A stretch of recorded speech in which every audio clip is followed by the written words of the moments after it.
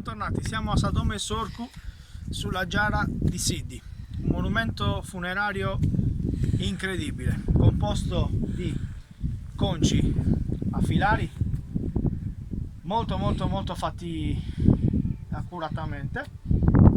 E particolare di questa tomba è che è enorme, è una delle più grandi in Sardegna, tanto che dentro ci si può camminare in piedi tranquillamente. Una tomba molto spaziosa. L'architrave che vediamo che sormonta l'ingresso è spaccato, però è un blocco unico. L'esedra ampia presenta davanti a sé una piazza dove sicuramente venivano svolti dei riti molto importanti, probabilmente anche riti di incubazione. Un'altra particolarità di questa tomba è che ha l'abside più grande ancora conservata tra questi monumenti, più di 3 metri, molto ben rifinita. La tomba si presenta con questi conci maestosi, incredibili. Se si pensa a quante tonnellate di peso abbiano questi blocchi basaltici. Eccoci che entriamo dentro la tomba, stando bene attenti a non farci male.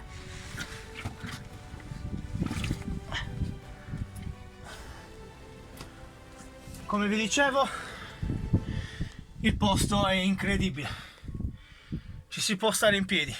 Guardate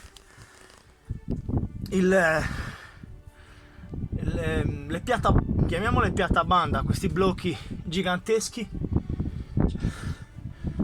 All'interno della tomba troviamo i muri, cioè il muro, l'aggetto, si può notare bene l'aggetto sormontato da queste piattabanda a chiusura. All'interno, sulla sinistra, appena si entra, si trova una nicchia. L'ipotesi più probabile è quella che su questa nicchia venivano fatti dei riti, si usava un po' come altare. Sopra la nicchia esiste un concio piatto gigantesco, fa paura solo a guardarlo, deve pesare qualche tonnellata.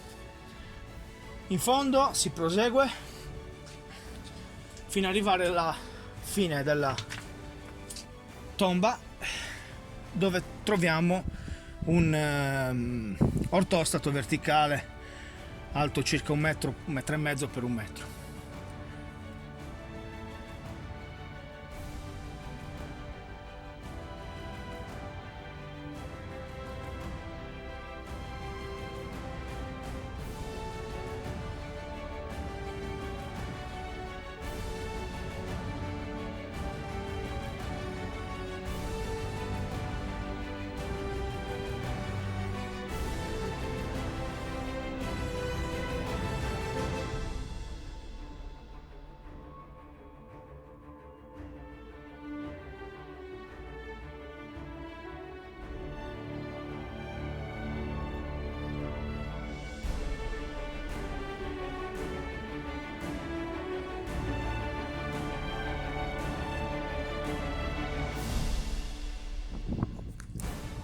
Bene, questa è l'abside, è la parte più